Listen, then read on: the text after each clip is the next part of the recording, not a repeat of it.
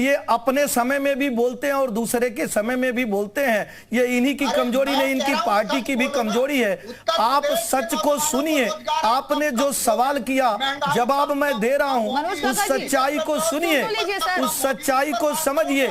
मैं पूरी जनता को, आप सुनिए मनोज जी, सुनिए, आप बीच में मत बोलिए, ऐसे डिबेट नहीं होता है। ये डिबेट नहीं है, ये समाजवादी पार्टी का परिवार नहीं है। प्रदेश की जनता सुन रही है। मनोज जी आप सुनिए, आप हमसे 100 सवाल पूछिए। जनता ने हमें चुन के, जनता ने हमें विश्वास दिखाकर, हम पे भरोसा जताकर भारतीय जनता पार्टी की सरकार बनाई है। हम भयभूत भ्रष्टाचार मिटाकर, राशन शासन अनुशासन देकर पुनः एक बार जो है डबल इंजन की सरकार उत्तर प्रदेश में बनी है। मैं इस चैनल के माध्यम से बड़े जिम्मेदारी से भरोसा देना चाहता हूं, भारतीय जनता पार्टी की जो ये चुनी हुई सरकार है, ये सबके विकास के लिए कार्य करेगी, प्रदेश के समृद्धि के लिए कार्य करेगी, प्रदेश के खुशहाली के लिए कार्य करेगी। हम समाजवादी पार्टी की सरकार की तरह ऐसा कोई कार्य नहीं करेंगे कि 335 करोड़ रुपए को सैफई में ले जाकर उड़ा दें। हम ऐसा कोई कार्य नहीं करेंगे कि हम आतंकवादी और अपराधियों का साथ दें, उनको गोद में बैठाकर और मुख्यमंत्री आवास में चाय पिलाएं। यह जनता की सरकार है, जनता के विश्वास की सरकार है, जनता के कार्य योजनाओं पे खरी उतरने वाली सरकार है। और आप देखिएगा, हम 2017 से 22 तक जिस तरह से भ्रष्टाचार पे जीरो टॉलरेंस की नीति के तहत कार्य किए थे, वही नीति बरकरार रहेगी। ठीक है, दुबे जी के पास में जाना चाहूंगी। दुबे जी, आप किस तरीके से देख रहे हैं इस 1 महीने के कार्यकाल को? क्या सरकार सही दिशा में आगे बढ़ रही है? दिव्या जी, कोई भी सरकार हो, चाहे 1 महीने की या 1 साल की, वो दोष मुक्त नहीं हो सकती। उसमें दोष लग ही जाते हैं। जब इतने बड़े प्रदेश में आप सरकार चला रहे हैं तो निश्चित तौर पे ऐसा हो जाता है। लेकिन फिर भी हम जब राजनीतिक विश्लेषक के तौर पे जांचने बैठते हैं, समीक्षाएं करने बैठते हैं, तो हम ये देखते हैं दोष ज्यादा है या उसकी सफलताओं का प्रतिशत ज्यादा है। 1 महीने में कम से कम योगी सरकार ने जो करने की झलक दिखाई है, ललक दिखाई है, वो जनता तक पहुंची है। देखिए, राशन शासन और प्रशासन पे बहुत सब लोग ने बात कर लिए कि राशन की स्कीम को बढ़ाया गया, 15 करोड़ लोगों तक पहुंचा। अगर हम शासन में जाएं तो जिस तरीके से डीआईएस को सस्पेंड किया गया, डीएम को किया गया, एसएसपी गाजियाबाद को किया, उस पर भी बात हो सकती है। दिव्या जी, मेरा कंसर्न है इन मुद्दों से अलग चल के भी कुछ बहुत बेहतरीन काम हुए हैं। देखिए, उत्तर प्रदेश में बेहद साक्षरता के तौर पर बेहद पिछड़ा हुआ जिला है श्रावस्ती।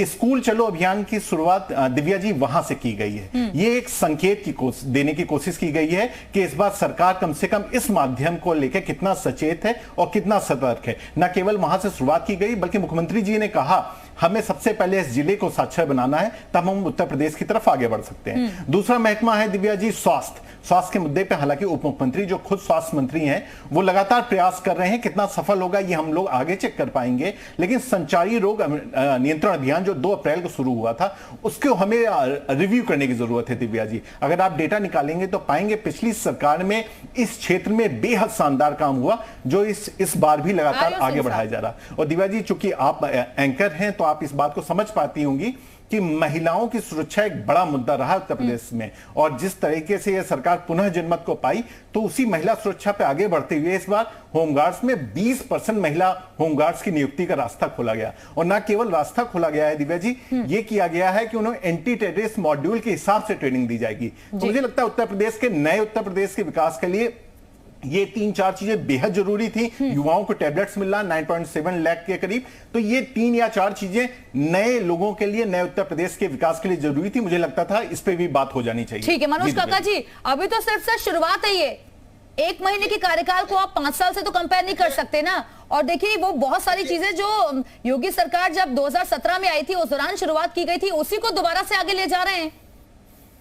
हाँ, योगी आदित्यनाथ जी की दोबारा की सरकार वही कर रही है जो ठीक कहा आपने कि अपने पूर्व के कार्यक्रम को ही आगे बढ़ा रहे हैं।